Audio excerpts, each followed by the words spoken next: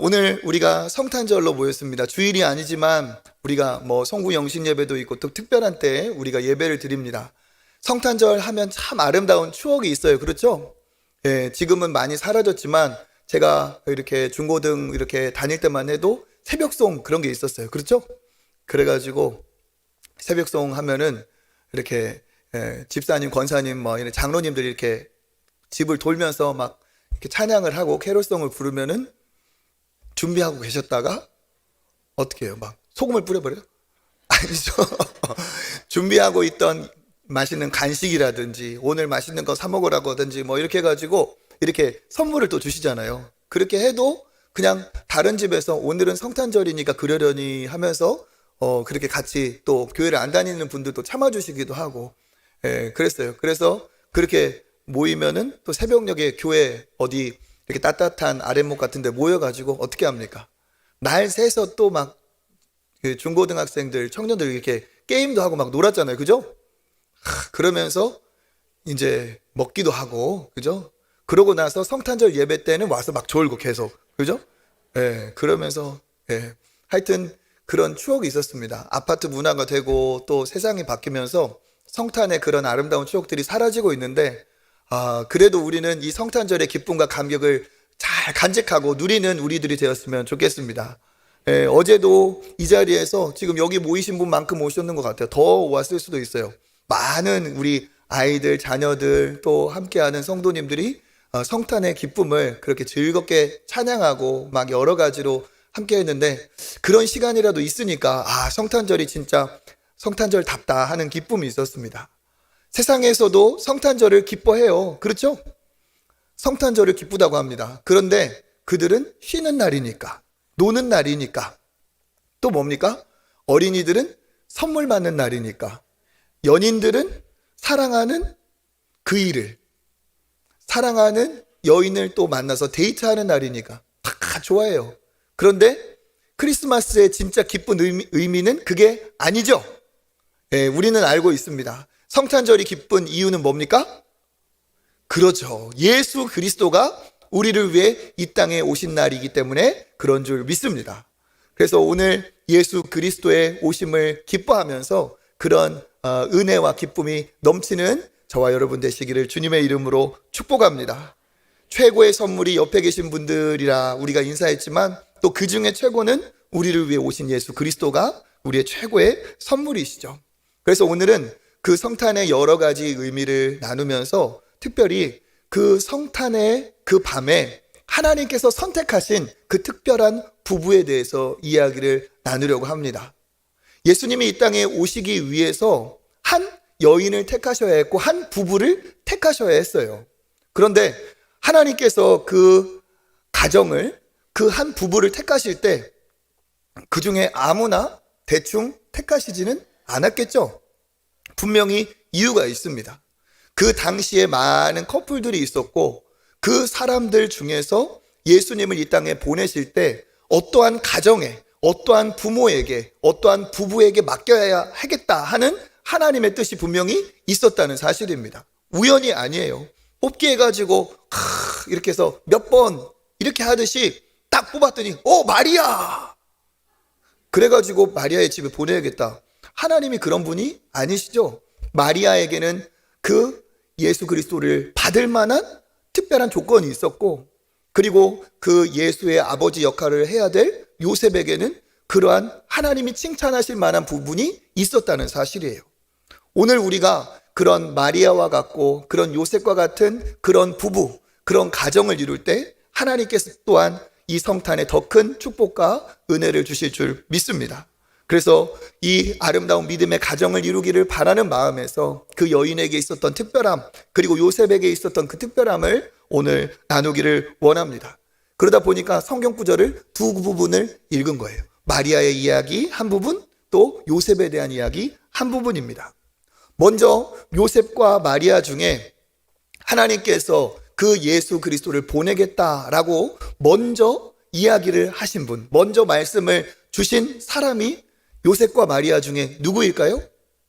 그렇죠. 마리아입니다. 마리아에게 하나님께서 먼저 천사를 보내서 이야기를 하십니다. 우리 누가복음 1장 30절 우리 앞부분 한번 읽어보겠습니다. 천사가 이르되 마리아여 무서워하지 말라. 아멘. 누가 무서워하지 말라고 합니까? 그렇죠. 천사입니다. 우리가 생각할 때 어떤 동화책에 나오고 영화에 나오는 그러한 귀엽고 그냥 깜찍하게 생긴 그런 천사가 아니라 진짜 성경에 말하는 천사는 하나님을 모시는 영으로서 이 천사의 그 아름다움과 그 거룩함과 그 영광스러움이 하나님의 버금가요. 물론 하나님과 천사를 비할 수 없지만 영적인 존재로서 이 천사는 그만큼 어마어마한 그 위엄을 갖고 있다는 거예요. 그러니까 이 천사를 대할 때 무서워하지 말라라고 했던 건 첫 번째 이유는 뭡니까? 천사가 그러한 두려움을 주는 너무나 대단한 존재이기 때문에 이거는 노력해서 되는 게 아니에요. 이겨봐야겠다 해서 되는 게 아니에요. 예를 들면 막 그 대낮에 햇빛이 아주 강렬할 때 우리가 그 태양을 우리의 두 눈으로 꿰뚫어 보려고 막 이렇게 보려고 하면 그게 태양이 봐집니까? 눈이 상할 뿐이에요. 왜? 우리의 눈의 한계, 시력의 한계를 뛰어넘는 강렬한 빛이 태양에 있기 때문에 눈을 감으려고 안 해도 내가 거기에 버티려고 해도 안 버텨진다는 거죠.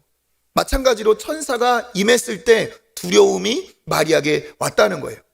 실제로 천사를 만난 두려움이 표현된 중에 이 부분이 있습니다.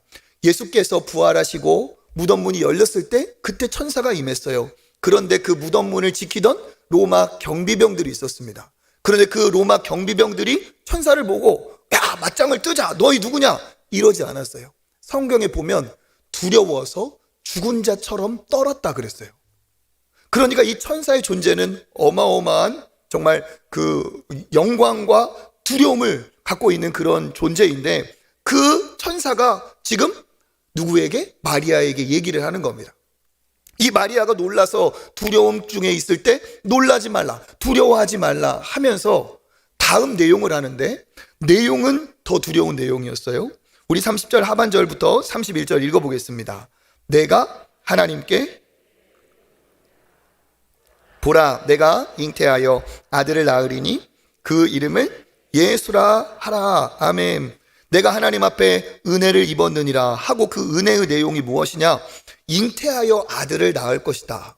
그런데 이 지금 마리아는 처녀인 상태죠.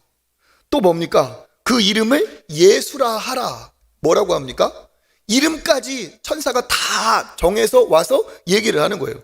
그러니까 천사의 존재도 무섭지만 이게 무슨 내용이야 하면서 어리둥절하고 더 당황스러웠겠죠. 그러면서 그 내용에 이어서 설명합니다. 우리 32, 33절 읽어보겠습니다.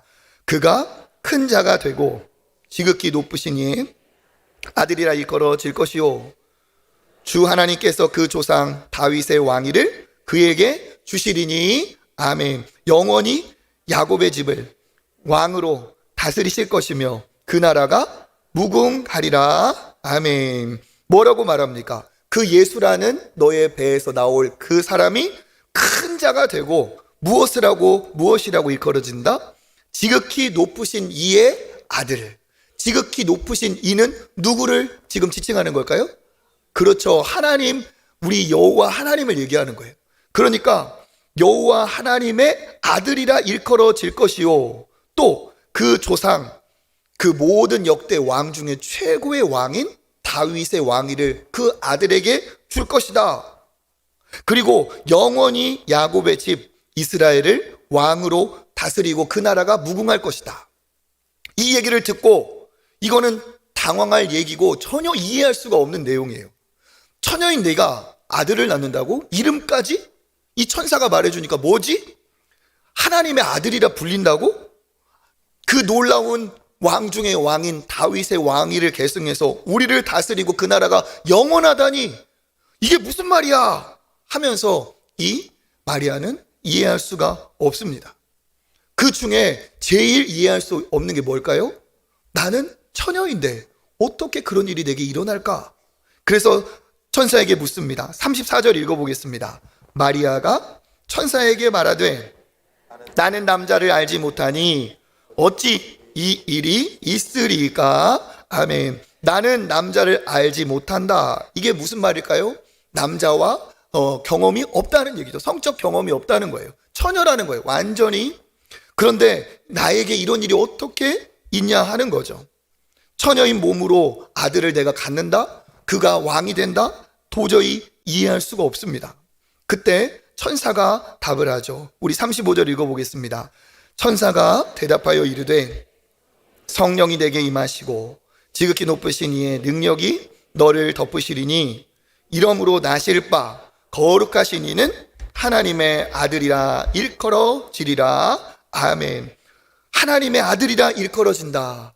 그 다음에 그 전에 뭐라고 하고 있어요? 성령이 너희에게 임하심으로, 성령이 내게 임하심으로 하나님의 아들이 너의 태를 통해 태어날 것이다 얘기하고 있어요.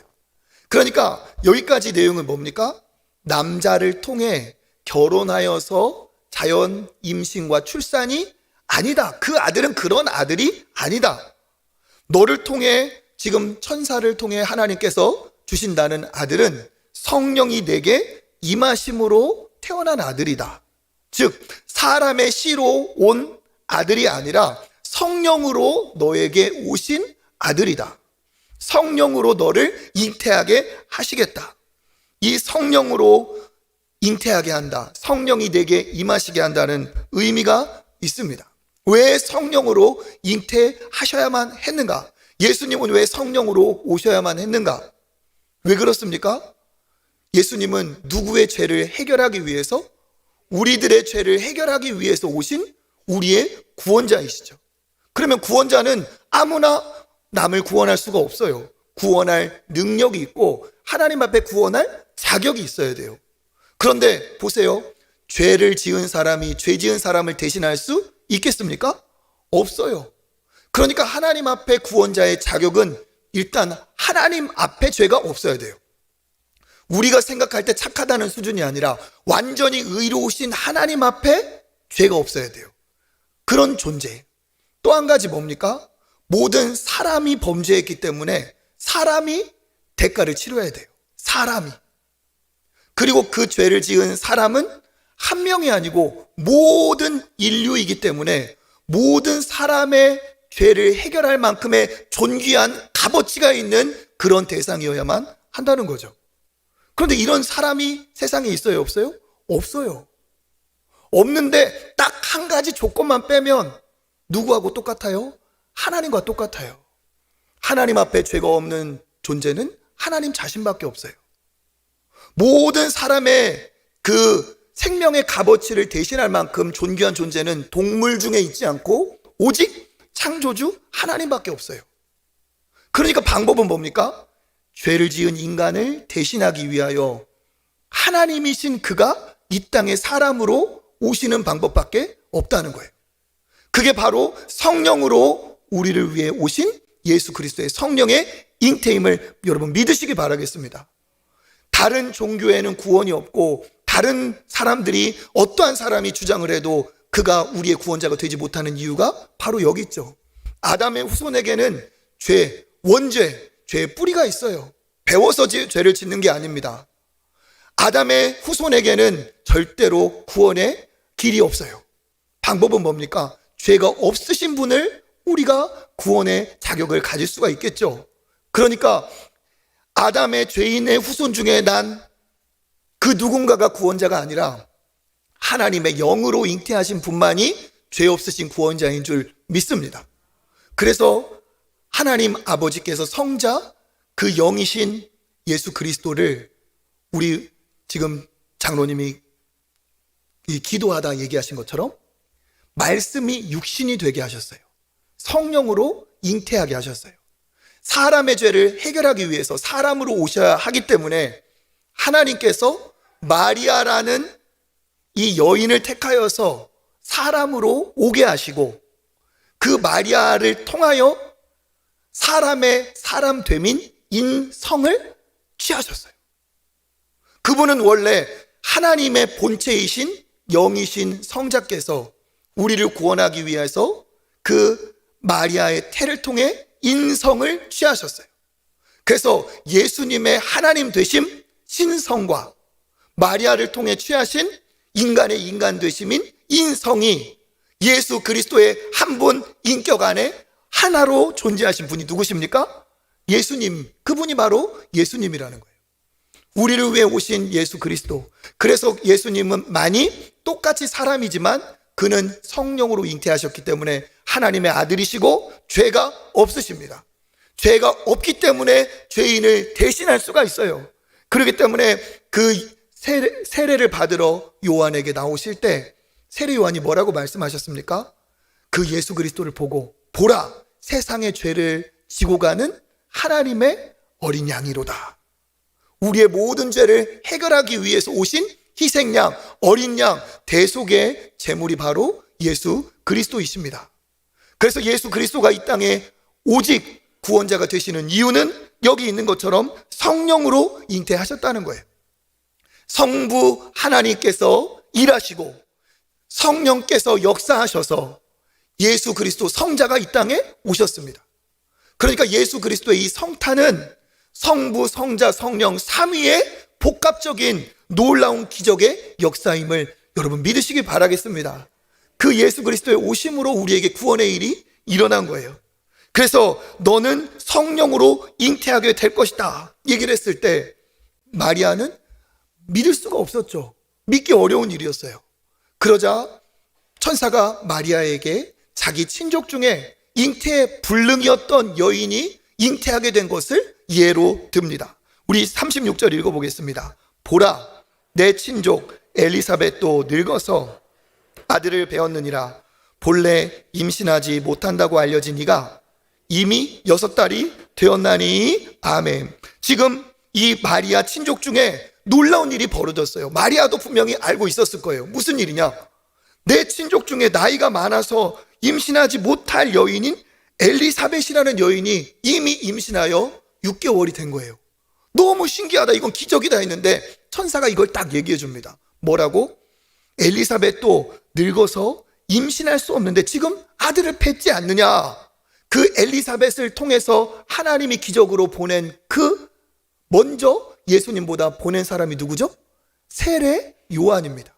그러니까 세례 요한도 하나님께서 성령으로 잉태한 건 아니지만 기적으로 잉태하게 하셨고, 그와 같은 일도 하신 하나님이 너를 통해 성령으로 잉태하게 하실 수 있다는 거예요.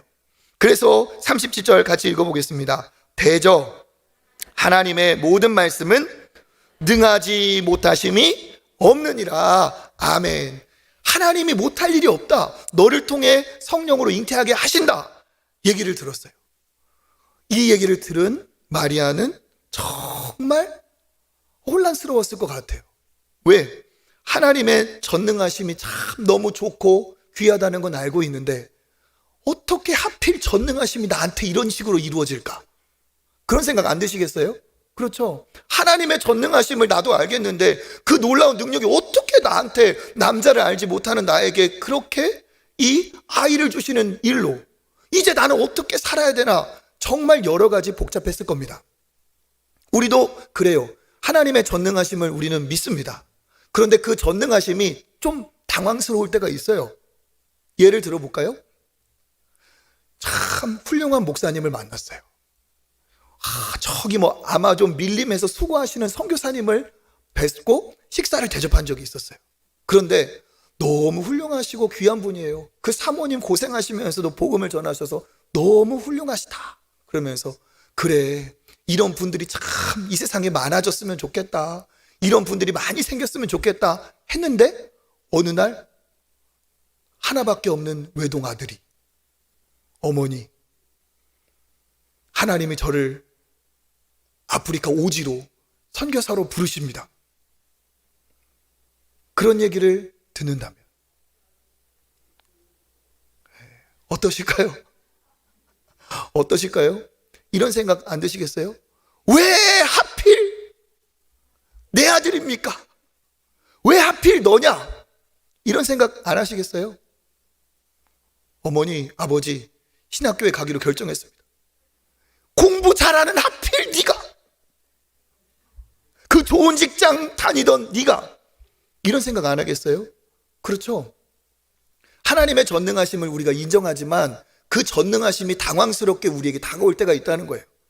그런데 이 마리아 역시도 그렇다는 거예요. 이거는 내가 감당할 수 있는 일이 아니에요. 나이로 보면 그 당시 약혼하고 정년기로 생각했을 때 이 마리아는 10대 초반에서 중반을 넘지 않는 나이. 그러면 오늘 우리 또래 친구들, 자녀들로 보면 중학생 1학년, 2학년 정도?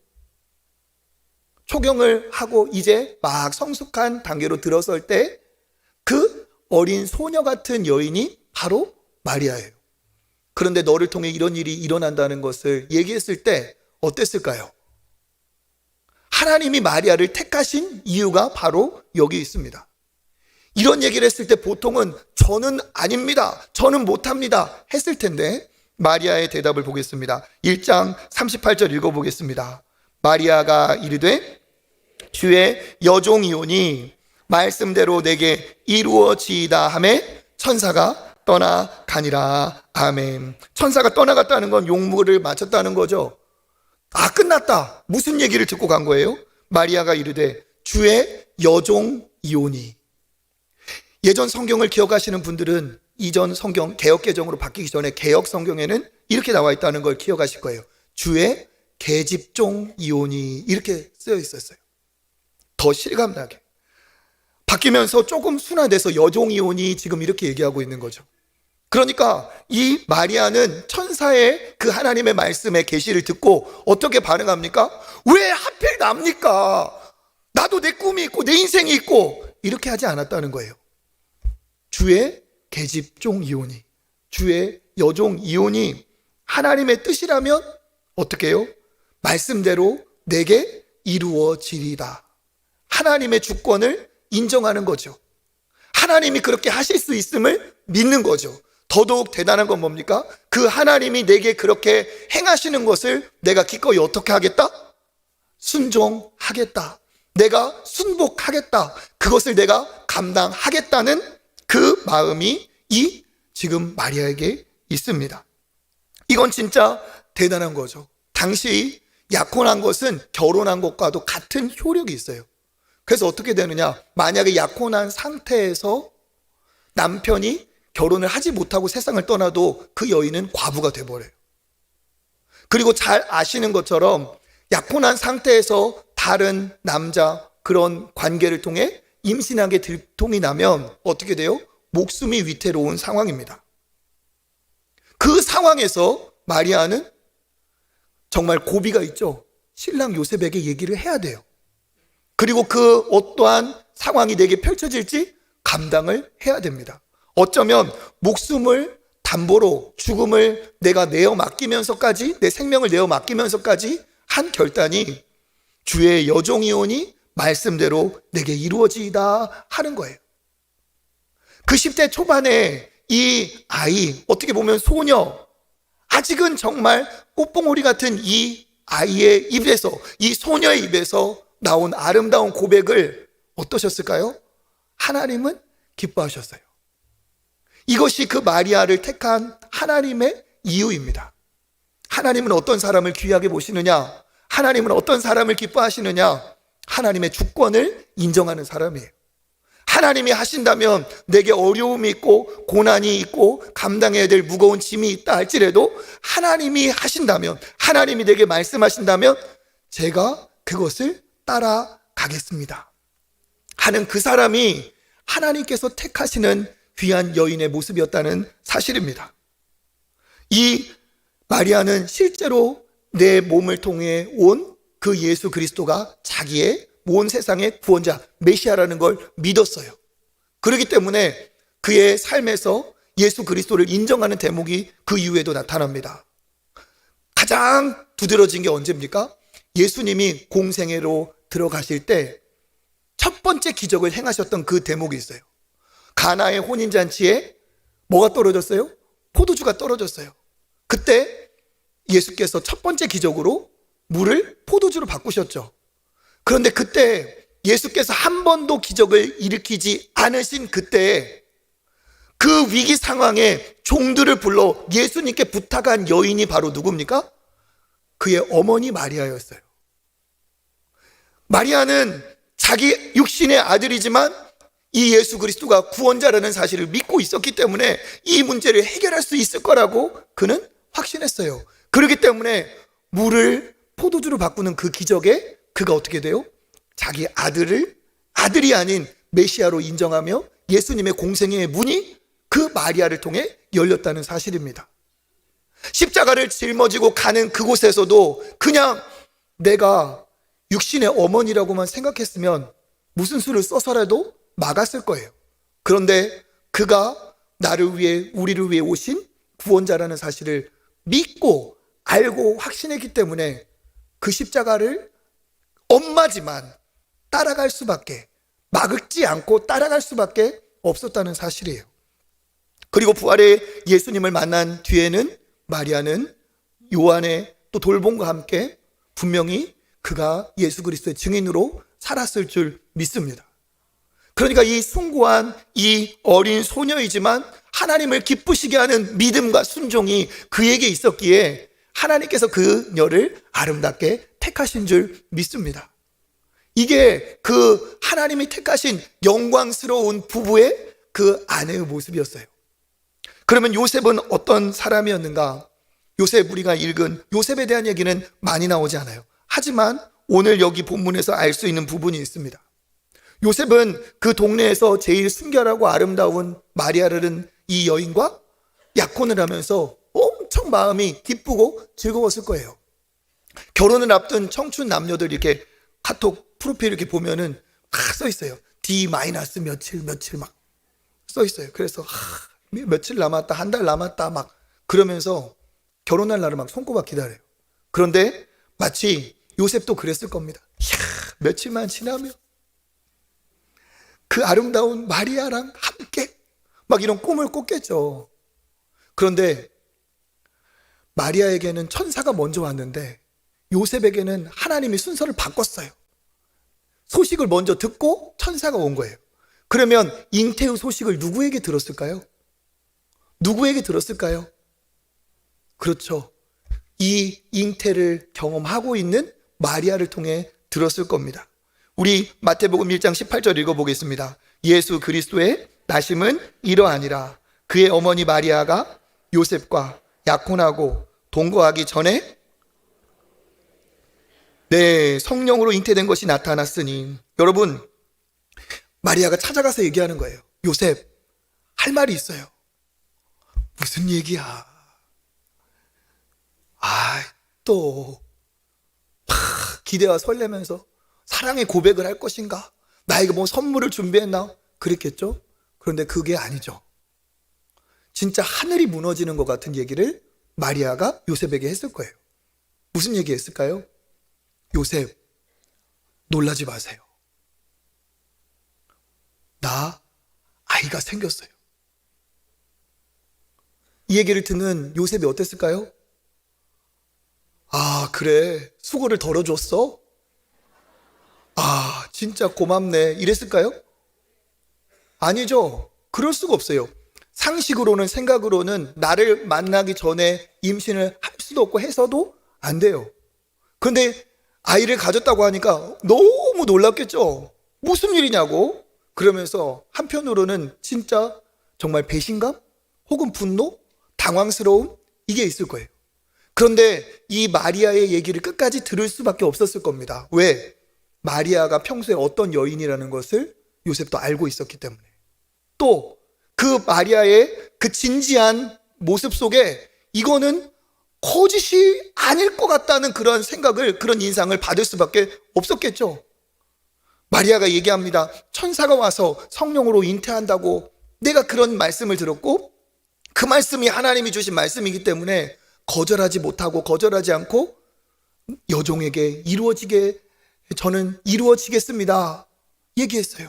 그런데 그리고 며칠이 지나지 않아 내 안에 생명이 잉태되고 생명이 약동하는 것을 느끼고 있어요. 요셉의 심정이 어땠을까요?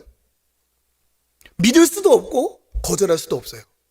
그러니까 그 혼란스러운 상황 속에 요셉은 한 가지는 결정합니다. 뭐냐? 그래, 이 결혼을 하지는 말자. 이 결혼 못하겠다. 이것은 결정을 해요. 그런데 그 이후에 고민이 됩니다. 공개적으로 파혼을 할 것인가? 당시에 파혼을 하는 방법은 공개적인 것과 비공개적인 게 있어요.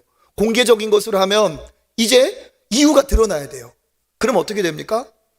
이 마리아는 이제 목숨이 끝나는 거예요. 그리고 그 대신에 뭐예요? 마리아가 그렇게 이유가 된 이유 이상 나는 결백한 거죠. 그러니까 요셉 입장에서는 손해보지 않으려면 공개적으로 해야 되는 거예요.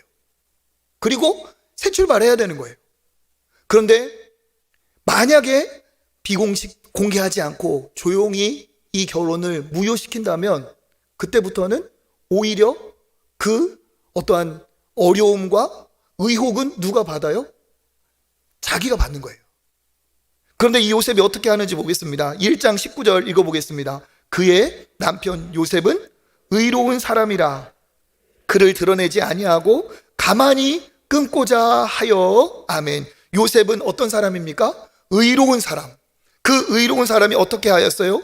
드러내고 드러내지 않고 가만히 이 결혼을 조용히 무효하게 하려고 했어요. 이건 뭡니까? 이 여인을 살리고자 하는 거고, 이건 또 뭡니까? 이 파혼의 수치와 이 부담감을 여인이 아닌 자기가 감당하는 행위예요. 내가 하지 않은 것을 내가 어떻게 보면 뒤집어 쓰는 거죠. 요셉이 의로운 사람이라는 이 의라는 뜻은 선하다, 품어준다. 하나님이 우리를 의롭게 대해주셨잖아요. 그죠? 그 의예요.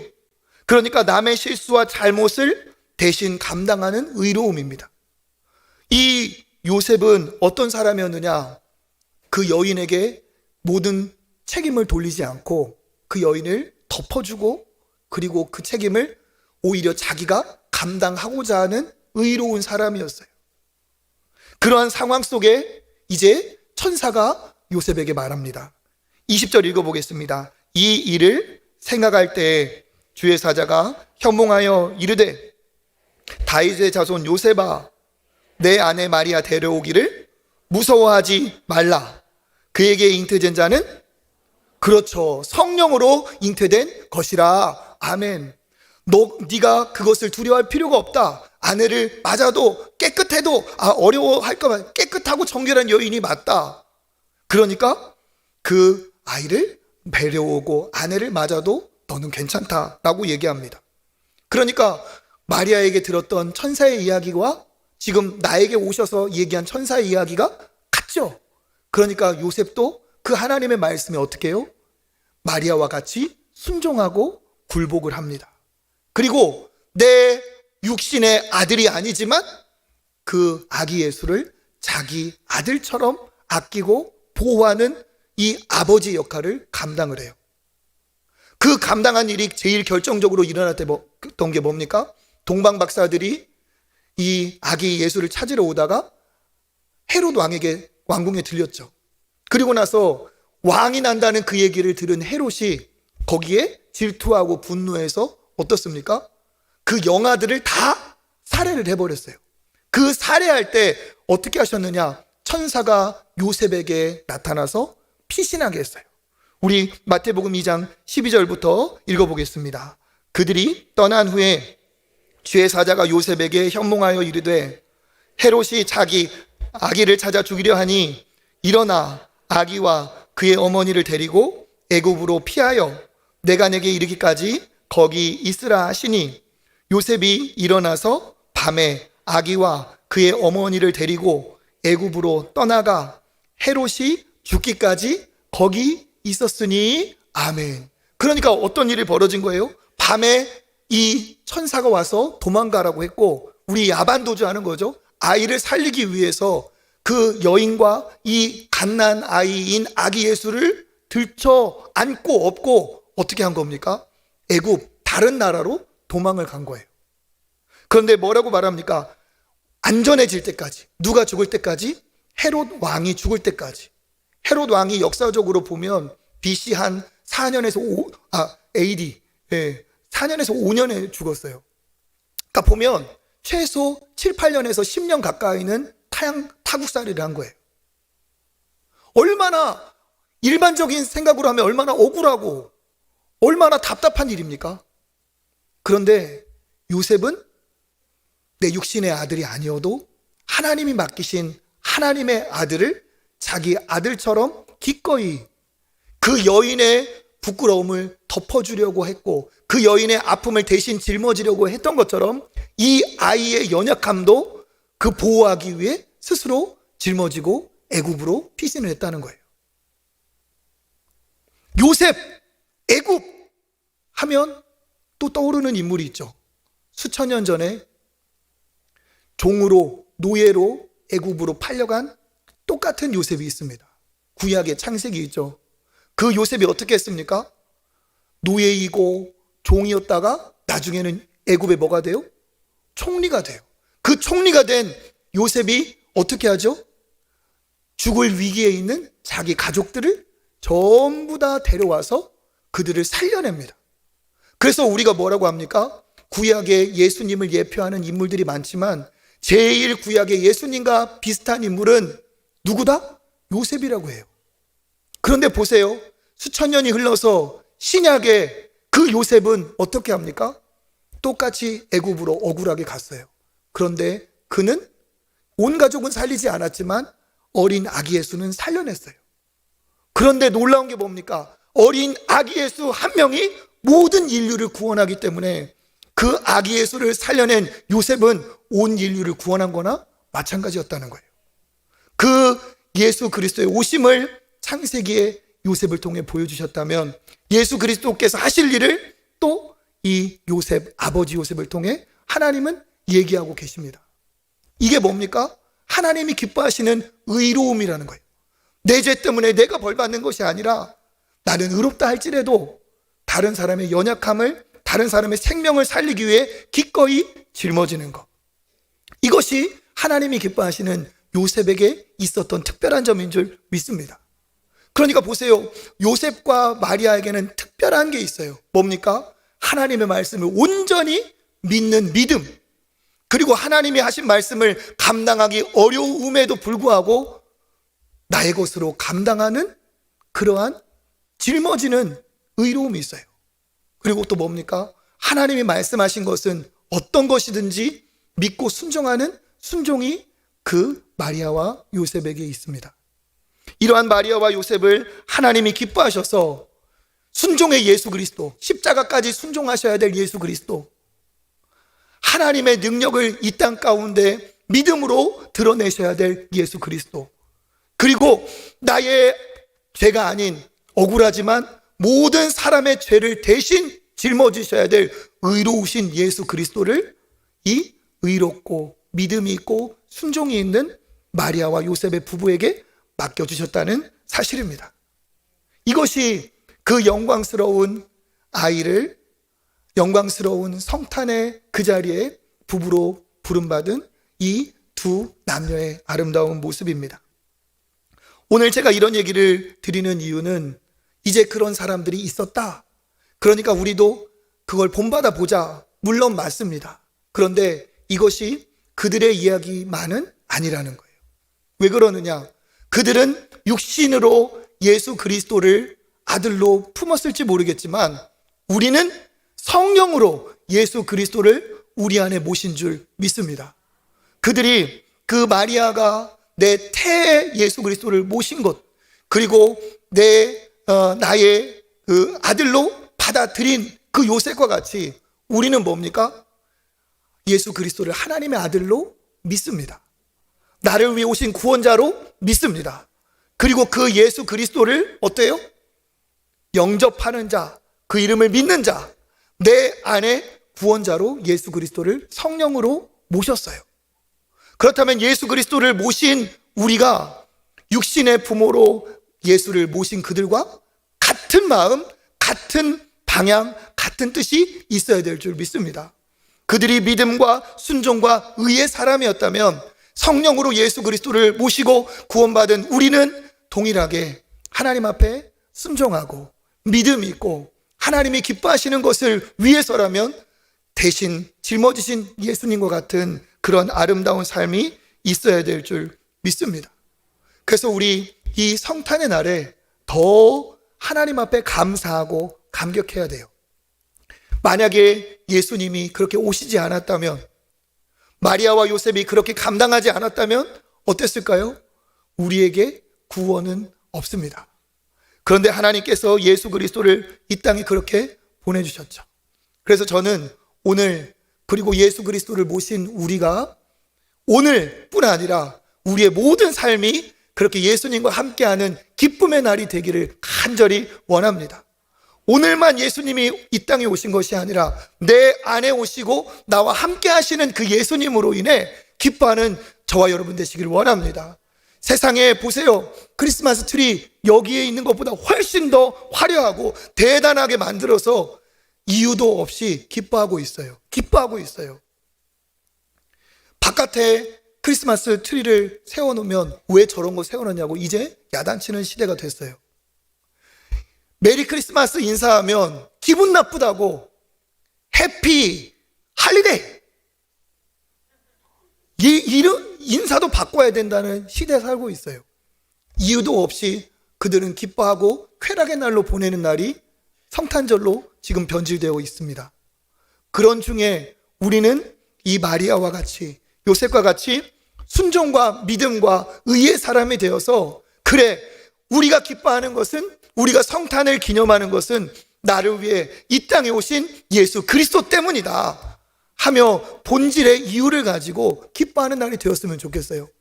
이번에도 우리가 성탄 잔치를 참 많이 했어요.